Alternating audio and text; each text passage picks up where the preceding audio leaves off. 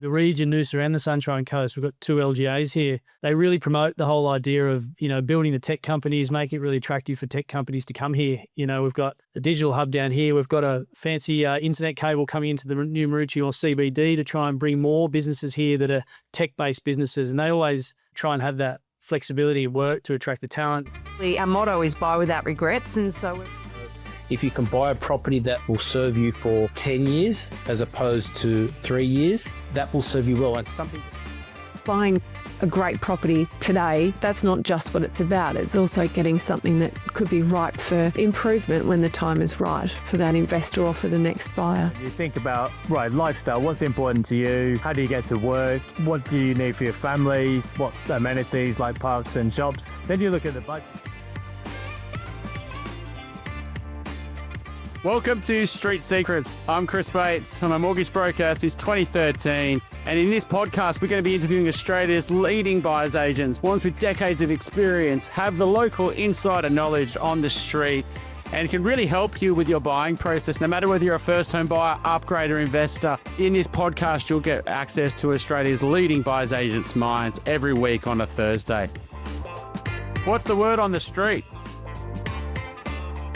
Welcome to Street Secrets. I'm Chris Bates in the studio today with Jason Barron from the Property Baron up in the sunny coast of Queensland. Thanks for joining us. Thanks for having me, Chris. Jason, obviously we know each other, but for people who don't know you, what was your sort of story coming into sort of being a buyer's advocate, and when did you start? What were you doing prior? Yeah, look, we started the buyer's agent as a business about 7 years ago. We'd thought about it for a hell of a long time before we actually kicked it off. Being up on the Sunshine Coast at Noosa, there wasn't many people doing it back then. So, 7 years might not sound like a massive amount of time for people in other industries. But for us, when we started, we really were sort of paving the way up here. We even had to sort of educate some of the agents that didn't know what a buyer's agent was. Sometimes they'd get a bit strange on the phone because they thought we were conjuncting with them. They didn't realise that we were paid by the buyer. So that was sort of happening up here about 7 years ago when we started. Before that, look, we'd been in property for about 20 years. We started investing and buying and renovating and holding and selling. And I'd been really interested in property from a young age and always saw myself getting into that eventually. When we were doing our projects, we were quite busy with our investing. We're doing it full time as a property investor for probably 4 or 5 years before we started the buyer's agency. Coming into it, we had a lot of experience with buying, particularly on the Sunshine Coast. We transacted in something like 30 properties before we kicked it off. And I've started my career in the fitness industry back in the day over 25 years ago. In Sydney, actually, was managing a gym, quite a big gym, got into the business management side of things. And from there, my career was always about earning an income so that I could funnel money back into our property endeavours and building a portfolio and eventually doing some developments, which we've done fairly recently as well. Yeah, and so there's a number of you there in the sort of sunny coast team now. How big's your team? There's 4 of us up here at the moment. We've got a team in Brizzy and a team down near Sydney as well, but predominantly this is where I am. I basically lead all the buying up on the Sunshine Coast and through Noosa for the team up here. Yeah, rewinding back to when you started, I mean, what a time, right? Like, COVID and sunny coast. What's sort of some of the changes you've seen? Obviously you've been up there for a long time as well, but I think you've been living up there for 15 years or something like that. So 12 years or something. So how have you seen that sort of change and the buyer pool and the demographic shift over that last sort of 10 years? Yeah, it's changed massively, and in more recent years, has probably seen the biggest change. When we first moved up here, it was about 12 years ago, we moved up from Sydney and the business that I was working for was based in Sydney. It was an online tech company and it allowed us to get up here and start investing in property and doing some developments ourselves and working from home. And at the time, there wasn't many people doing that. Up here, people had come to Noosa and they'd fall in love with the lifestyle. They'd have a go at moving up here and trying to find work. And the difficult thing was finding work in a fairly small town. Noosa's still only got about 50,000 residents in it these days. So it wasn't really a thing. People would move up here, they couldn't find work, they'd move back to Sydney or Melbourne, wherever they come from. Or, that the property market back then was largely fueled by holiday makers. They'd buy holiday houses up there and it was fairly volatile before that point, the property market, because, in the downturn, whether it was a GFC or whatever it was, if you have a look at Noosa, the property market takes a pretty big dip. It's what people People sell their holiday homes before they sell their principal place of residence in a downturn. But things have changed massively from then, fast forward 10, 12 years, and we've seen through that COVID boom of people moving up here, they can work from home. It's a really normal thing for people to work from home for their business based elsewhere, or they've got a business themselves, they're an owner and their business is based in Sydney or Melbourne, wherever it is, and they're living the lifestyle up here with the kids. We also see a lot of people, probably a lot of the upper level management, CEOs, that kind of level workers that work in Brizzy, living here with their family and travelling down to Brisbane for work from the Sunshine Coast because it's really not that far away. Yeah, let's talk about that a bit. I mean, absolutely. You made a really interesting point around people selling their holiday homes and trying to keep their homes. I think even the sort of post-COVID interest rate increases, I think people underestimated just how much people would do to stay in their homes and making sure they didn't sell. And there's always that people that, they'll do everything, whether sell investments or shares or ask parents for money or whatever it might be. But you're right, it's moved from a holiday home to principal place, a residence place. It's driven by people moving there because they want to live there and they can keep work. So obviously there's a bit of a return to office. Brisbane's always, had a bit stronger, sort of didn't go completely work from home up there. But how's that sort of, in 2026, that sort of work from home, hybrid work, people migrating there that have got complete flexibility, is that still pretty strong or has it sort of changed over the last year or two? It's very strong. That's the region, Noosa and the Sunshine Coast. We've got 2 LGAs here. They really promote the whole idea of, building the tech companies, making it really attractive for tech companies to come here. We've got the digital hub down here. We've got a fancy internet cable coming into the new Maroochydore CBD to try and bring more businesses here that are tech-based businesses. And they always try and have that flexibility of work to attract the talent and everything else. If you're working online or for a tech company and you're based in Sydney or Melbourne and you think, well, you know what, I'm working from home anyway, why don't I go and live somewhere else that's a bit more of a better lifestyle for my family and myself? Noosa and the Sunshine Coast is possibly going to be on the top of the list somewhere. It's a good lifestyle up here for sure.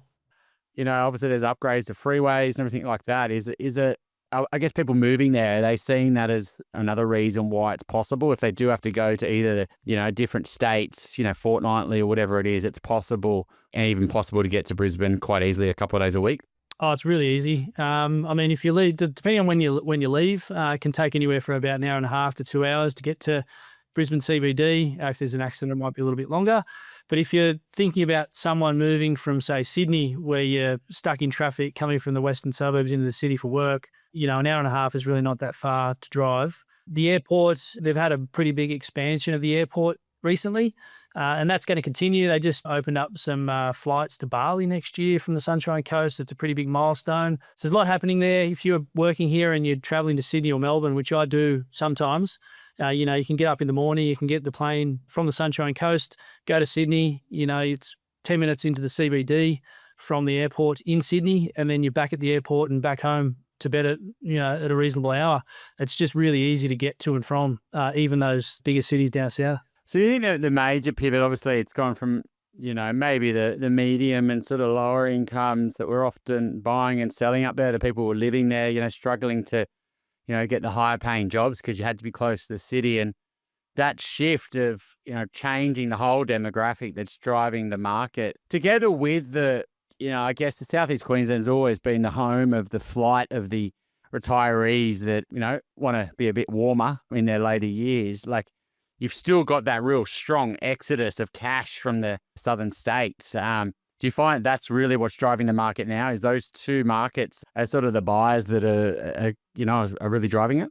Absolutely. A lot of the locals up here think the property prices are expensive, and they are. The median price in Noosa is about 2.5 mil, but it's not like that through the whole coast. There's other suburbs in the coast, the middle ring of 1.5 mil. But when you look at people moving up here, they're generally moving from being successful somewhere else and probably selling a property down in Melbourne or Sydney in a more affluent suburb for, 4 or 5 mil or a lot more in a lot of cases. And they're moving here and as cheap as chips and they're, putting some money in the bank account at the same time.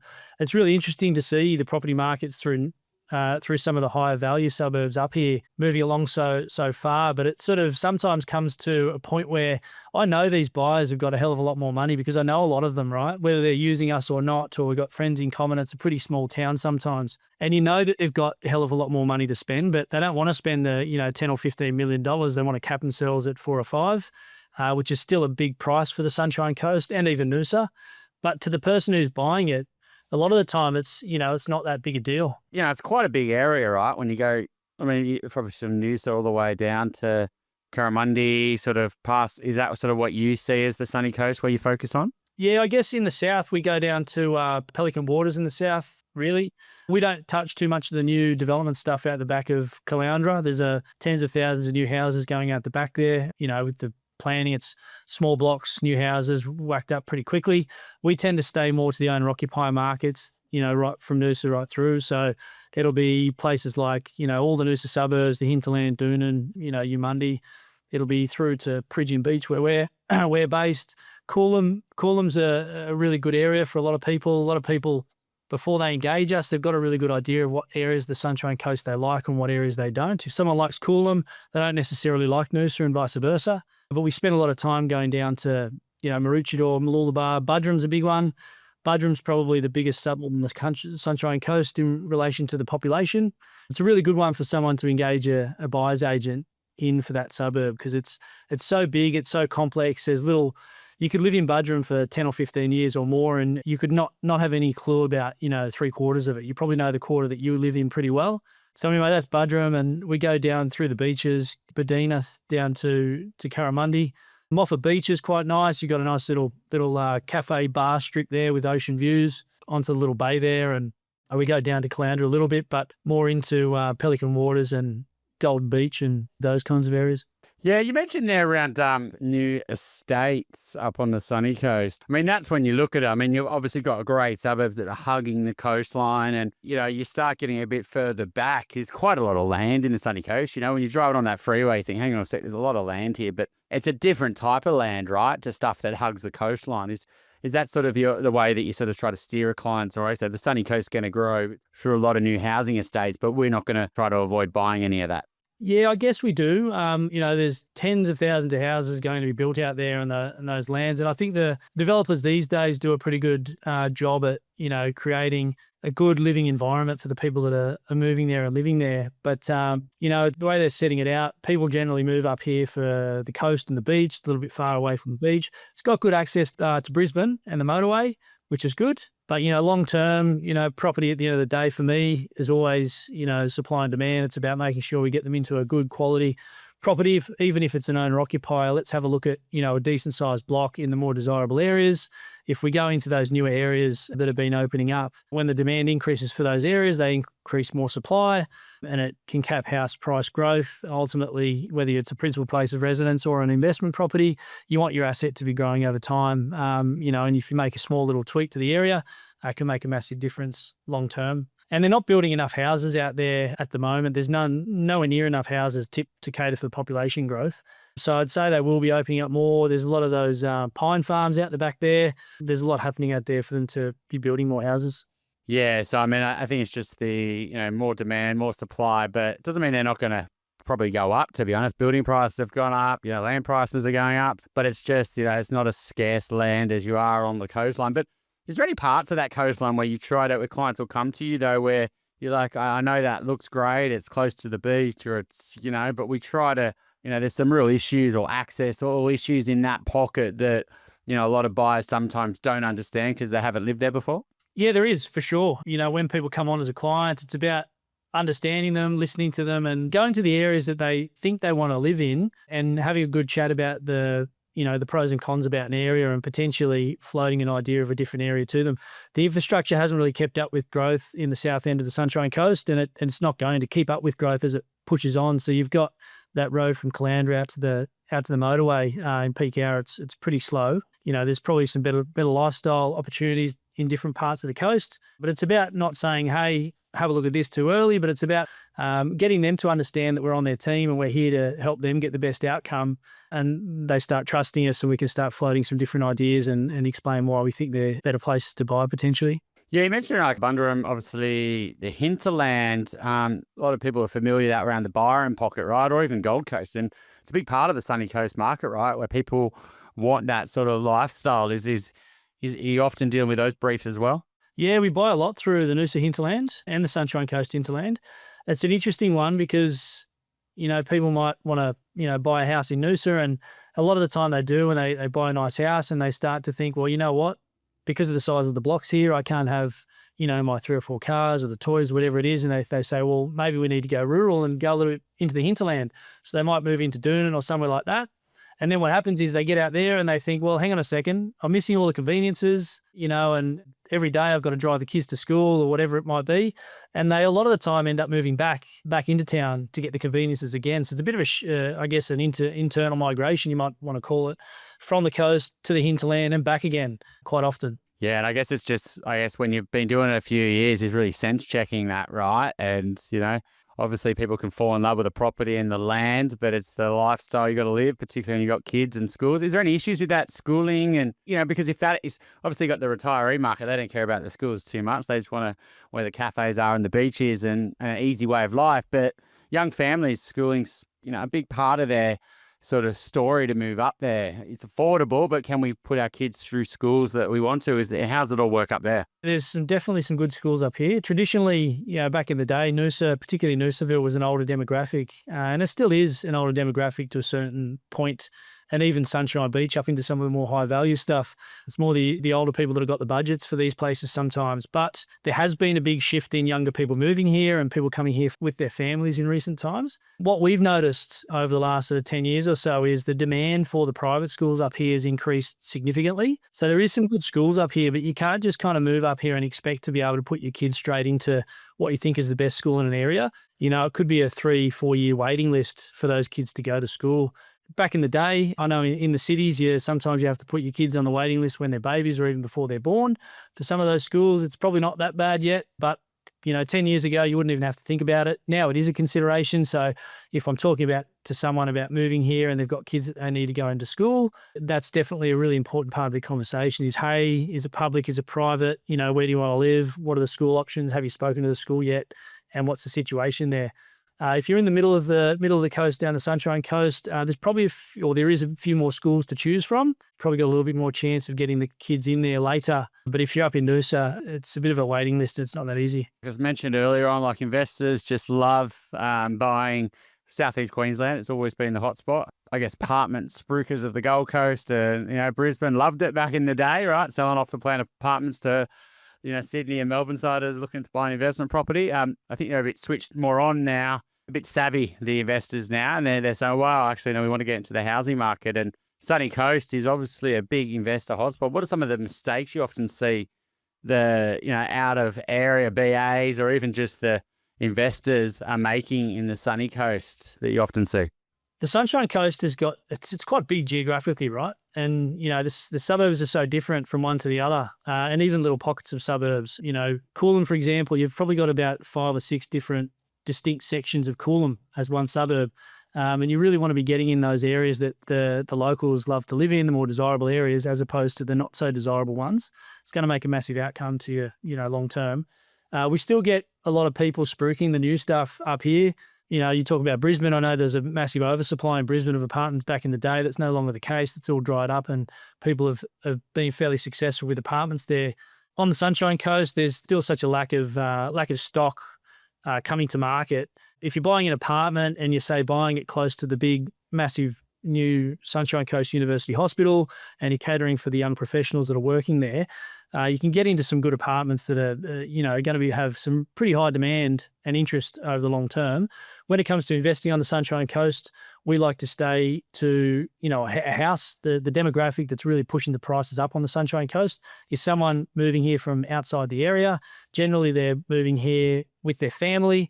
So it's a family-friendly area. It's somewhere that's fairly close to schools and transport, as close to the beaches their budget can afford them. And it's a particular type of property that we look because we want to obviously outperform the median price growth. We don't want to get, a unit still maybe seen to be underperforming the median price growth because you don't have those families pushing the demand. You've got the young professionals, but if your budget only allows a unit on the Sunshine Coast, it could be a way to get some exposure in the market, which, a really competitive market that's got a lot of competition, whether it's a unit or a house. Yeah, I'm sure there's great little apartment blocks all up the coast, particularly hugging the coastline, and older blocks, with great blocks of land. And if small number of apartments in them and, massively suit downsizers and even families who just want to start a place into the area. Have you noticed a real bit of a whole migration of families? When you get a shift of one part of a family moving to an area that's got great lifestyle and everyone starts missing them, or even friends. I've seen this where whole groups of friends have moved to different locations. Sunny Coast, have you seen that as well, where one's come and then all of a sudden, there's a whole crew of people that's followed them from, Sydney, Melbourne, for example?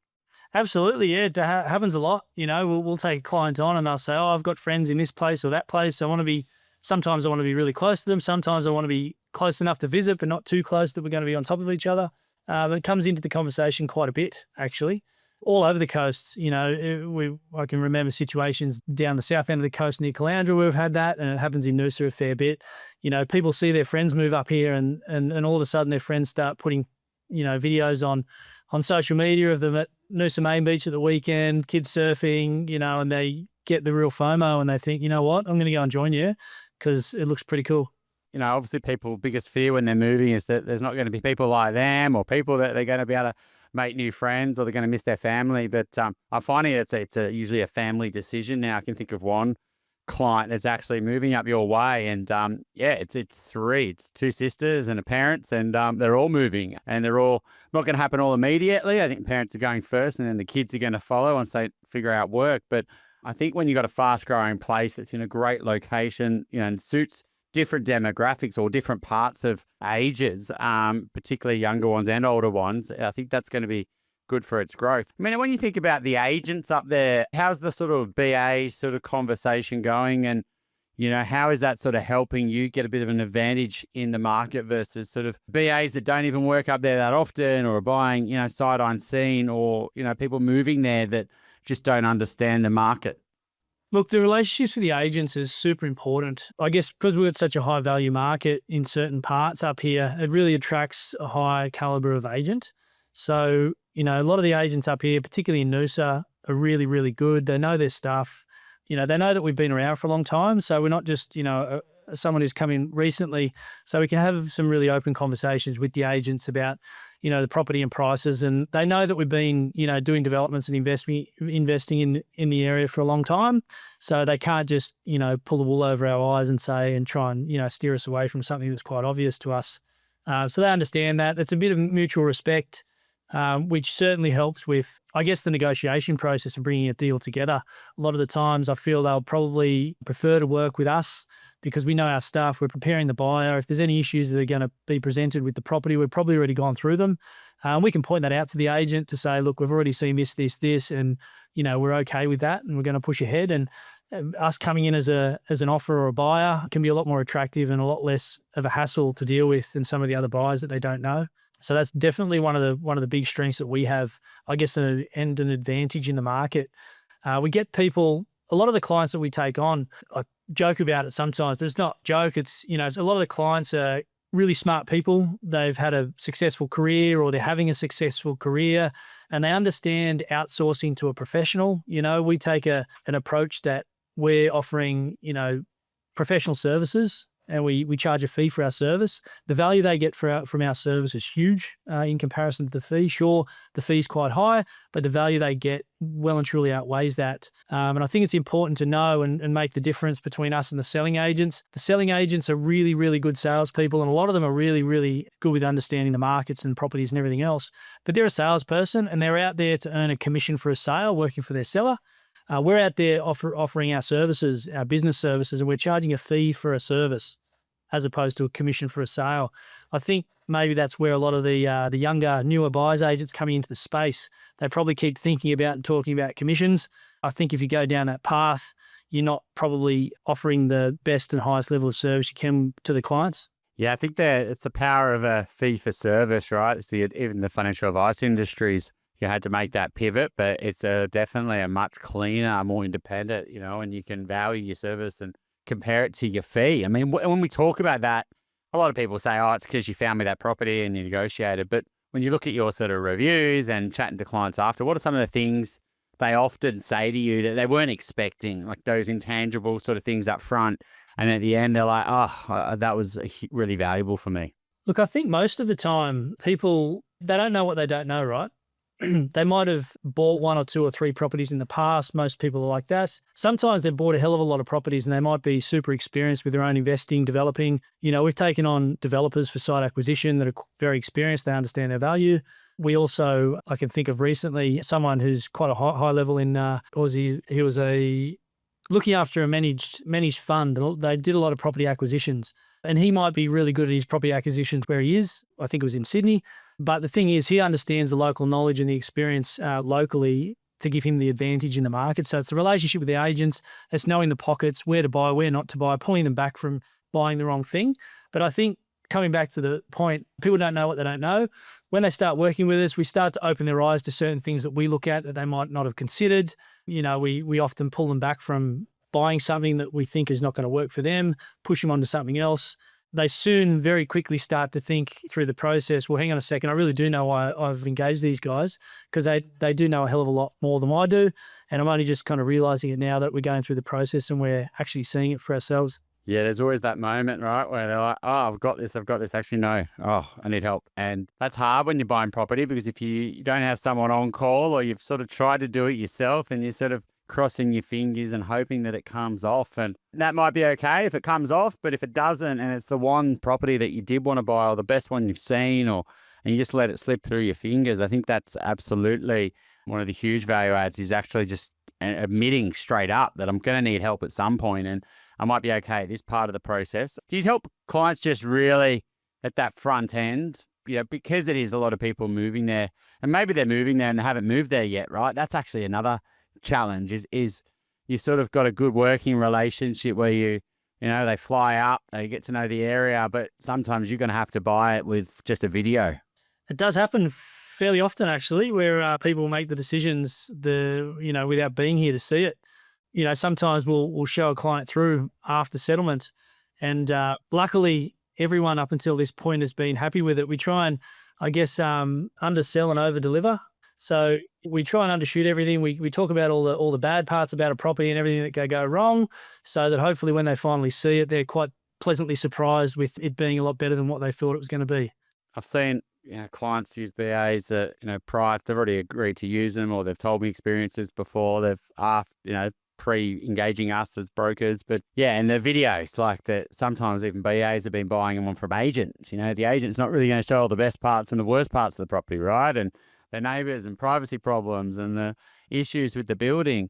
I mean, on that building issues on the sunny coast, is there any major, and even just land issues around flooding, or is there anything that often you sort of have to really think about very early on, or you just avoid certain pockets just because you know that's going to be an issue at some point? You've definitely got to avoid some pockets. Some of the more recent developments have been developed on what is, swamp or mangrove type land. And once the developments are built and they're, might be 5 or 10 years after they're built, people forget about that.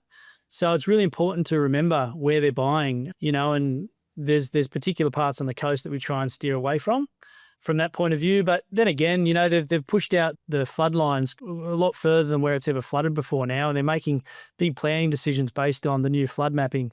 So it's sometimes, if they're on the edge of the flood mapping, it's about having that honest conversation with them to say, you know what, it may flood here and we've got to consider that at some point in the future, but because it's the 100-year flood line, it may never have flooded there in the past, and it may be a really good area.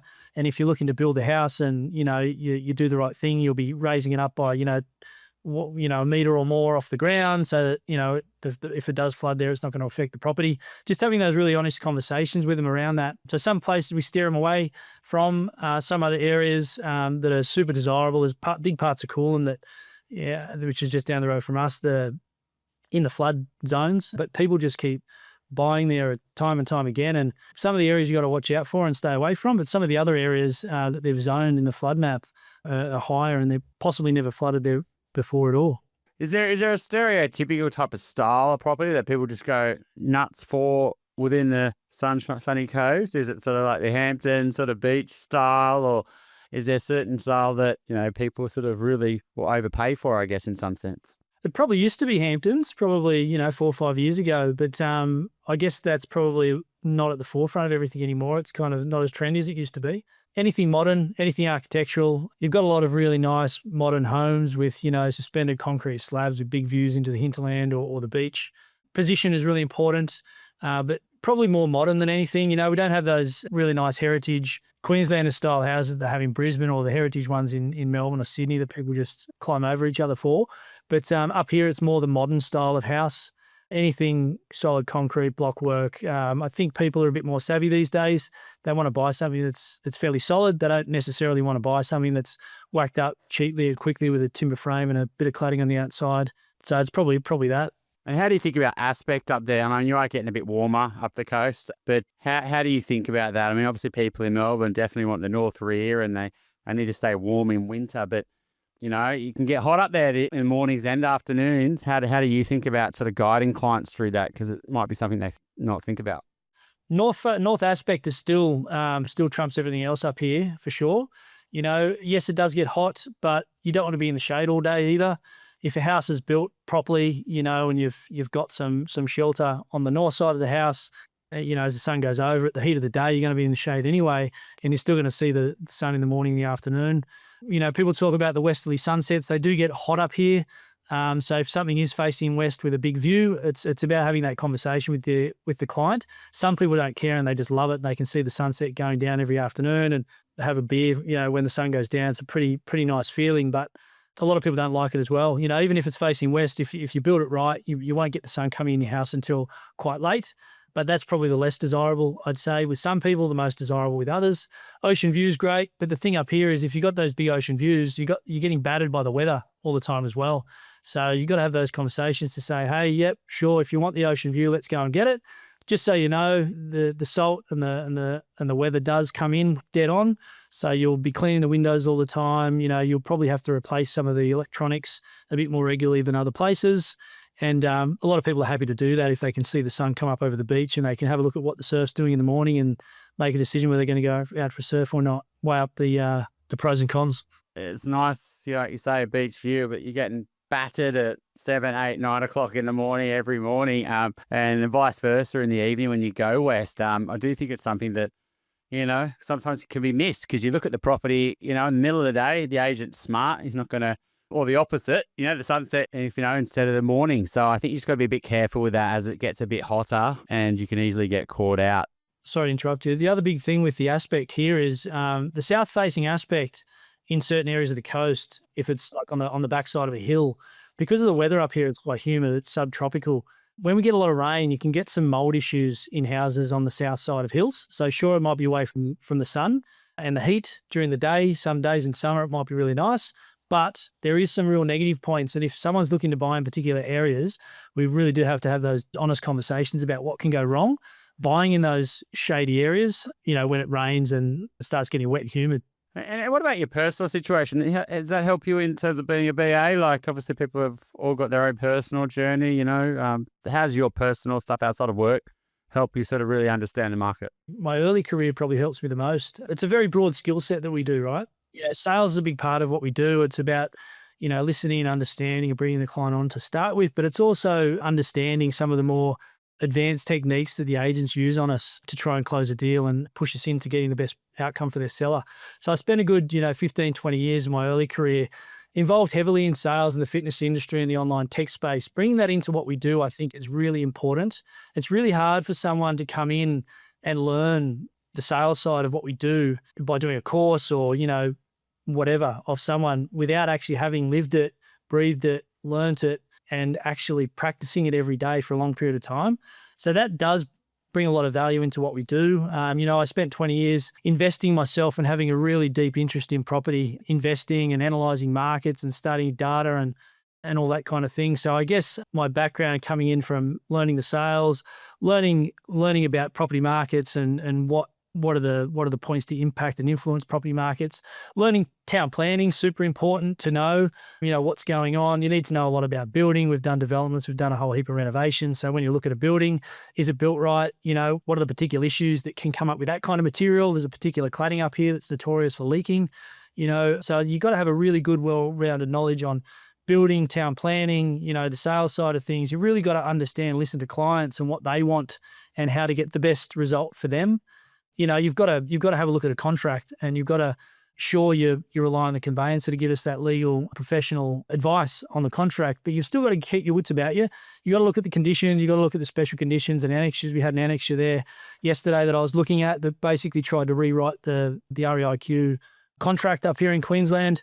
And we just had to say, look, it's not acceptable, push it back. You got to change it, get rid of it, and then we'll consider it, before it even gets to the solicitor. So you got to have a good, well-rounded knowledge of that as well. With the new seller's disclosure statement that came up here in Queensland last year, I know down south they've had something similar for a while, but sometimes we'll be going through, 200, 300, 400 pages of body corporate information and data and P&Ls and balance sheets for, body corporates and all that kind of thing. And you can't expect someone to be there for you to advise you on every single bit of what we do, right? We've got to assess things in as much detail as we possibly can to make some assumptions, point out some risks, even before it gets to, the proper advice coming from the solicitor or whatever professional we need it from in the end. Yeah, it's often one of the parts that people forget about, right? What works the way that you bought a property in Sydney a year, 2, 5, 10 years ago, or wherever in the country, then trying to apply that to different states in terms of legals. And it's always changing and the rules are changing. And what to look out for is sort of can really catch you out, I find, with clients, is that, that they just are not familiar with the process. And it can get you a real advantage if you do know it, right? Because you know what the agent wants and the seller wants. And you can use that to sort of get the result. It's funny you made about sales. I do think it looks like you were back managing Fitness First back in the day. I was actually did 5 months selling memberships, in my 20s, in between sort of moving to London and moving back to Sydney. And yeah, it's sort of having an amazing sales training there, to be honest. It's sort of, and you do have got to, I guess, understand and respect it. And, I think that's when you're dealing with people that are real estate agents who probably have some of the best sales training in the world, even in Australia, because it's just such high ticket sort of commission items that,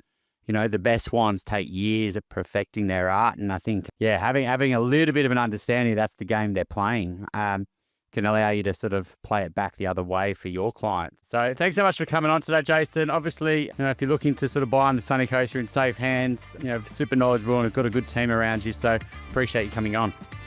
Thanks for having me, Chris. Pleasure.